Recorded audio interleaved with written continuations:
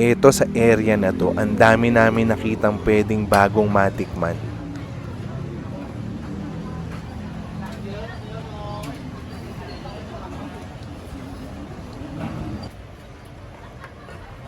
Nagsimula sa patikim-tikim. Alternatibo sa Chinatown. Sabi nga nung fina-follow ko na vlogger na taga dito sa bansa na to. Paano daw kasi yung Chinatown nila, parating puntahin ng tourist, kumbaga given na. Siya as a local, highly recommended niya itong area na to. Sobrang daming makikita, sobrang daming pwedeng tikman. Sulit na sulit yung punta namin. So, instantly naging isa to sa mga paborito kong lugar dito sa Bangkok. Dahil ang bansa na to ay sobrang efficient ang tren. Napakadali lang tong puntahan. Puntahan mo lang yung BTS National Stadium Station. Pagbaba mo, walking distance lang to. Saktong-sakto hapon tayo pumunta. Ito yung pagsimula pa lang ng pagbubukas ng mga stalls dito. Street food na napakarami. Sunod-sunod daw. Ito yung Ban Tat Tong area. Ito yung alternatibo daw sa Chinatown.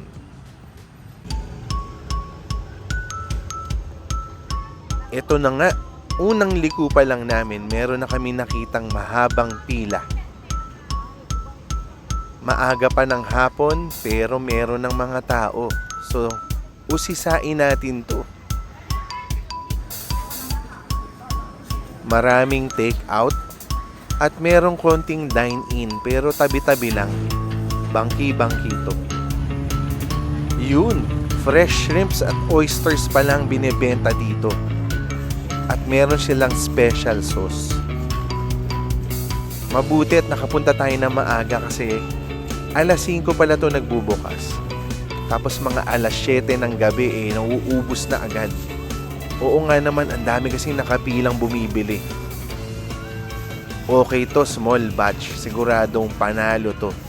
Tikman na natin. Thank you. Super excited ako dito. Nanood ako kung paano kinakain. Nilalagay sa dahon. Tapos parang itsura, parang dalawang klaseng dahon to eh. Not sure kung oregano at mint. Pero lalagyan ko na. Uunahin ko na yung shrimp. Mukhang, ang itsura mukhang shallots yung ano eh. Hindi ko lang alam kung halo ba to ng onion at garlic. Pero may dry element siya. At yung green na parang maraming lime. Ito na, isang buong raw shrimp. Lalagyan natin ng green na sauce nila. Amoy. Limey pa rin. Parang, nai-imagine mo na may asim siya. Parang ganun. Tikim. Solid to.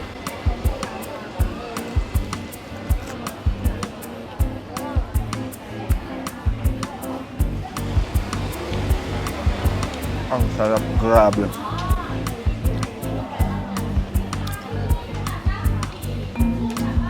Yung lime, yun yung pamatay.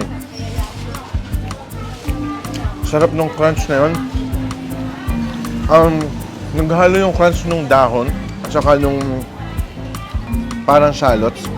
Pero mostly, yung pampalasa na sauce niya, yun yung pinaka nagdadala nung sarap. Kinilaw, pero gamit yung Thai na spicy green sauce. Ubod ng sarap, pamatay talaga. Okay, ano ba yung lasa ng green na sauce na to? Mostly ang sauce nga nila ay merong asukal, chili, garlic, patis at lime juice. Pero sa kaso na to, pwede mong damihan talaga yung sauce kasi hindi maanghang. Mas fresh siya kesa sa annoyingly na sobrang anghang. Napakasarap kainin, promise.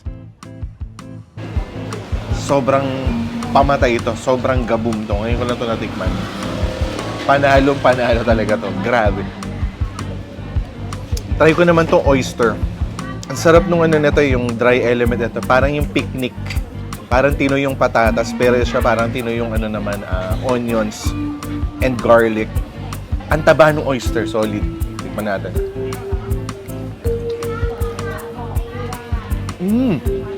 Yung green sauce talaga eh. Sobrang bagay sa kahit anong seafood nito. Sarap din ng oyster, walang lansa. Ang taba pati. Actually, pareho siyang sobrang sarap. Yung dahon, wala masyadong lasang binibigay. Parang vessel lang siya na paglalagyan mo ng pagkain. At saka, para dun sa, syempre, contrast dun sa textures. Siya na yung parang kanin mo, kumbaga. Ubod ng sarap ng sauce nito. Pamatay talaga, grabe. Pero kung ako papapiliin sa dalawa, mas gabong sa akin yung shrimp. Mas watery naman itong pakiramdam ng oyster. So maganda, may order din na shrimp and oyster. Okay, bili na kayo pareho nito. Sobrang kakaiba nito, sobrang panalo talaga. Good find. Ang isa pang standout dito kung iisipin namin, para sa Thailand, hindi ito maanghang. Surprisingly, balansyadong yung lasa nito. Yung green sauce na sinasabi ko, yan yung seafood sauce na tinatawag nila eh. Masarap nga yung timpla dito, kaya isa to sa ipinipila sa lugar na to.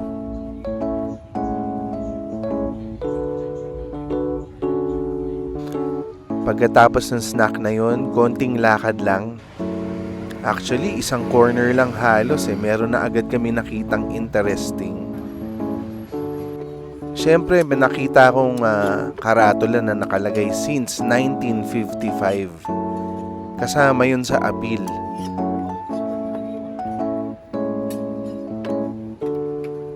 So, ito yun. Tinigilan ko na. Ito yung pork leg na parang patatim. Titikman natin to. Mura lang lahat dito pati. Kaya, ito na. Sasampulan ko na.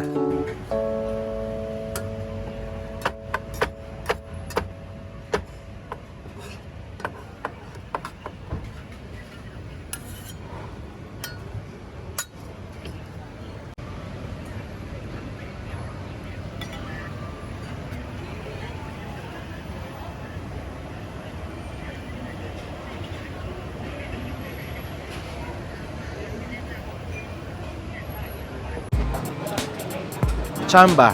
Unang liko ng kalye. May naamoy akong parang patatim. Mukha naman siyang patatim pero tawag nila doon sa menu stewed pork. Pork leg, ganyan. Ilagyan niya ng konting balat sa dulo pero nakita nyo na parang naaagnas na yung laman. Parang sobrang lambot na.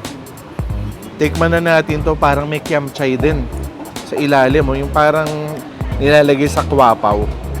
At may coriander, meron ding wansu, yung paborito ko. Solid to 80 baht. Pag kinumpute ko, 130 pesos lang to. Tikman natin ha.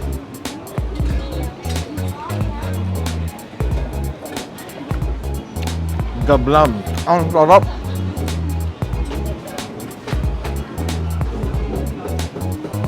Sobrang lambot nga ng pork.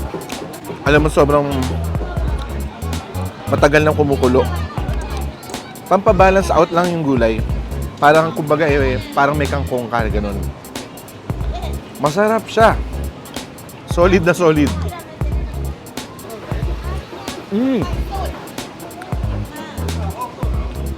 Sarap ito.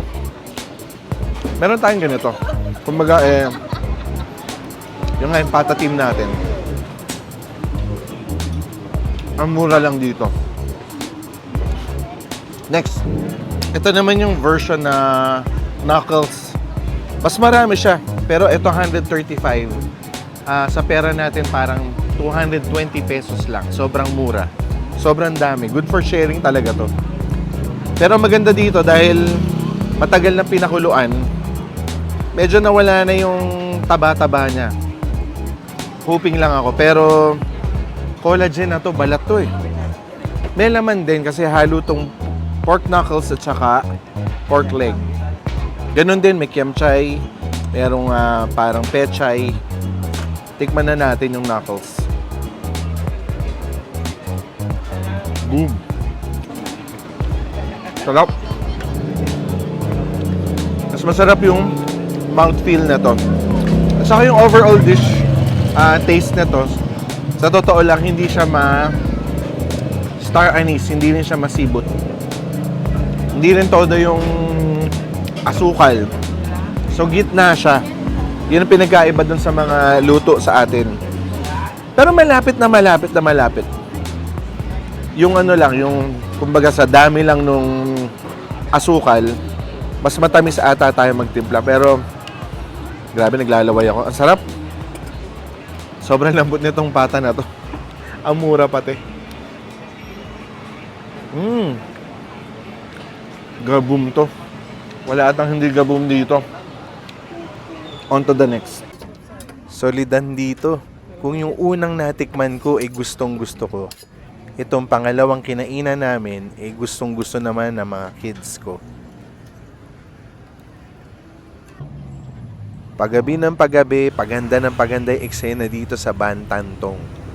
Kung saan may pila, makikiusyoso kami. Ang dami naming gustong tikman kaso hindi naman pwede. Mamimili lang. So lakad-lakad, ang daming iniihaw, ang daming kumakain dito, padami ng padami. Ang napansin ko naman, kahit gumabi na, less busy dito kaysa sa Chinatown ng Bangkok. Mas maalwan maglakad-lakad dito. Pero ako, ang isang nagpapahinto sa akin pag meron ako nakitang Michelin star, sisilipin ko, malamang okay yun, di ba? So ito na nga, titikman natin dito sa next na natisod namin.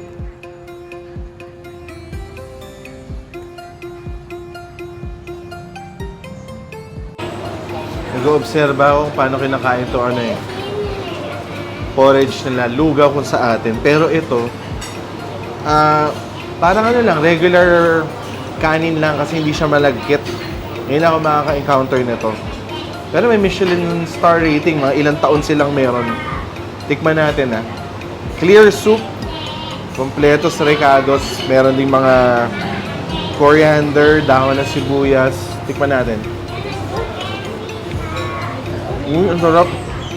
Hindi pala to dahon ng sibuyas. Ang prominent taste na, alam mo kung ano? Celery. So, di ba ang mga chicken soup, mahilig gumamit ng celery? Yung mga American chicken soup. Parang Royco. Ganun ang dating. Masarap. Clear soup siya. Tikman natin na meron ng isda. Sige, yung grouper. Ayun na, sibas.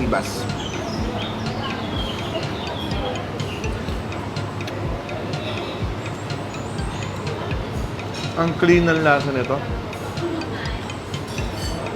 Kahit busog ka na, para mapapakain ka pa. Ganun. Seryoso. Kasi hindi siya malagkit Ang sarap ng sabaw. Ang pinaka nagpasarap yung celery. Tikman ko yung hot sauce. Dalawang klase. Itong isa hindi hot. Masarap din. Parang medyo ang weird. Medyo lasang mangga na maalat. Yung spicy. Ganun din. Sarap meron siyang konting-konting asin na masarap. Try ko with konti. Pero, ang sarap nitong lasa nitong sabaw. Ang linis, yun ang masasabi ko, ang linis lang talaga. Bagoy din.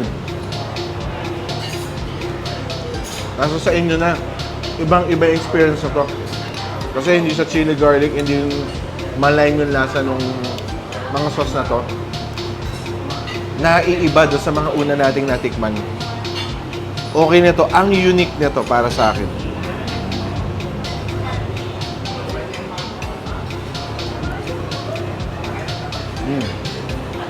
Sarap. Yun pala ang porridge. Hindi nga pala to ginagamitan talaga ng malagkit na kanin. Dahil nga bago sa akin to, gustong gusto ko siya. Parang masabaw na masabaw yung pagkain mo ng kanin at ulam. Plus dito sa case na to, sariwang isda at mga sari-saring seafood na may konting pork. Panalong panalo to. Ngayon sa mesa, merong mga pampalutong elements. Yung isa parang ano lang eh, parang cropek lang. Pero ito, fish skin. Parang nasa General Santos ka lang. Sigurado ilalagay mo yan. Pero titikman ko muna ah. Chicharon na balat ng isda. Sarap. Weird, may konting tamis pa yun. Pero lalagay ko dito sa porridge. Bagay ito. Imagine ko na. Alam mo, nag-almusal ka ng cereal, so. Yan, ang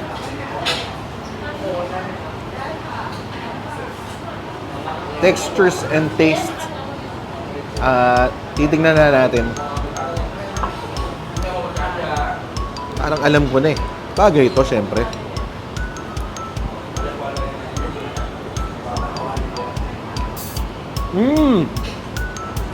Yung pala yun. Sarap. Sobra. Bagay na bagay.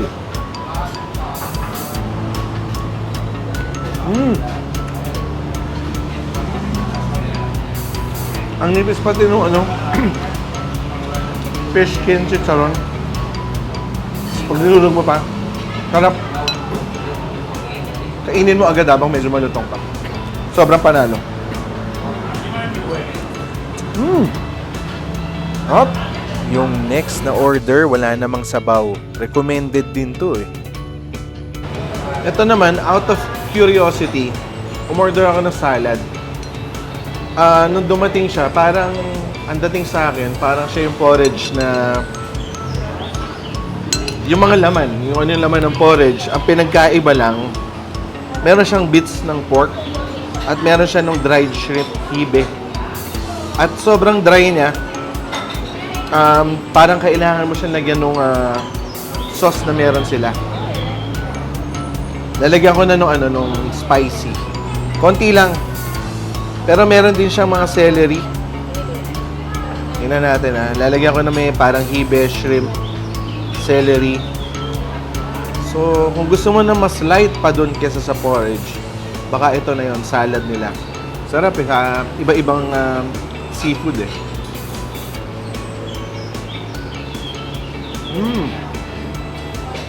Okay. Mas gusto ko yung lugaw. Yun naman talaga yung specialty nila.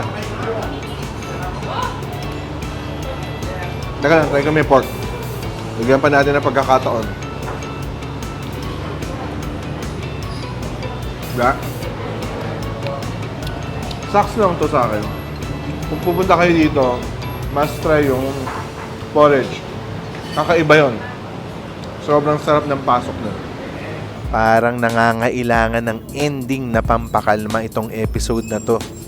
So dito sa area na to, merong sikat na dessert place. Sumikat ata kasi pinuntahan to ni Lisa ng Blackpink. Dahil sikat nga itong lugar na to, pumila rin kami ng ilang minuto. Quality Thai Chinese dessert daw ang meron dito. Ito yung J1.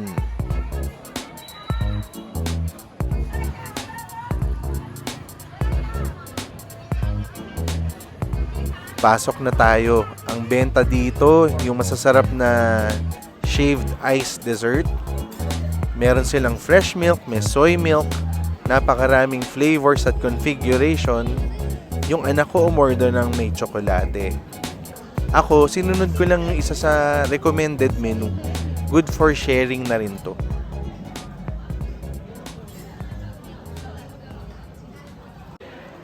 Eto na nga. Magaling. Kung ano yung itsura sa picture, ganun yung itsura sa actual. Makulay na makulay at may kalakihan. Game. Okay. Durugin ko na yung yelo. Parang nandito yung lasa.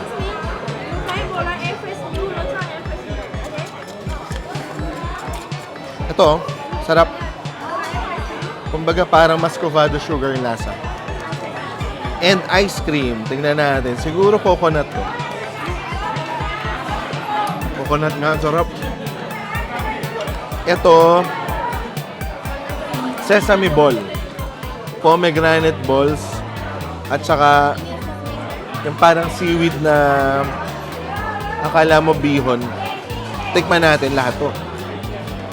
Una natin to. Pomegranate.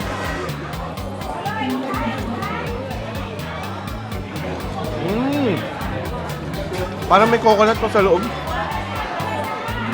Jello. Pero ang masarap, durugin mo na to para kumalat yung lamig. Sarap siya, refreshing.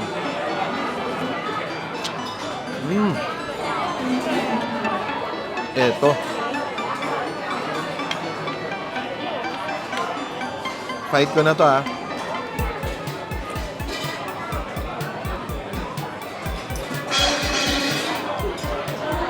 Sobrang sarap nun. Sesame balls. Sobrang sarap. Mala peanut butter na grainy ang dating.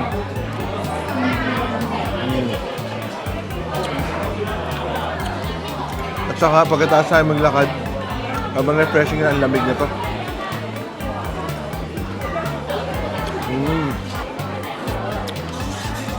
Okay. Pwede mong dagdagan ng muscovado sugar, kaya meron dito. Kanya-kanyang preference. Ako yung side ko lalagyan ko.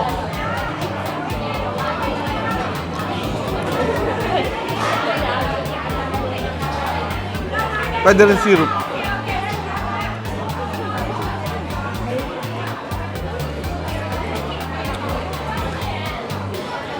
Mas may character yung muscovado sugar. Sarap. Okay, yung pala yun. Nakaka-relax.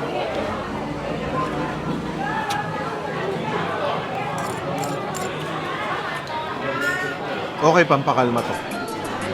Okay na okay nga dito sa Bantantong at napakarami pa. Magandang food destination nga ito pag nasa Bangkok kayo. We take the highs with the highs, ain't no surprise. Take the lows with the lows, see where it goes. Exploratory flows, expect the cons and pros. Experience the juxtapose of X and O's. Take the highs with the highs like a drug supply. We take the lows with a smile, I suppose. Exploratory flows, expect the cons and pros. Experience the juxtapose of X and O's. Explosions, the motions of my moments to come. We take potions, devoted to the beats of the drum. And we're back, son, the mighty hold back none. Highly regarded, we never want to be outdone. Our enterprises do accept the falls and the rises of all shapes and sizes. Open up your eyelids, hi kids. You simply can't deny this, the hijinks of my high sense. Seeking out my license to integrate with guidance from islands with autopilot silence. Jiving like it's meant to be, I see it clearly. Still we, flowing on that fresh and filthy. Whenever times get testy, rough and deadly, maintain that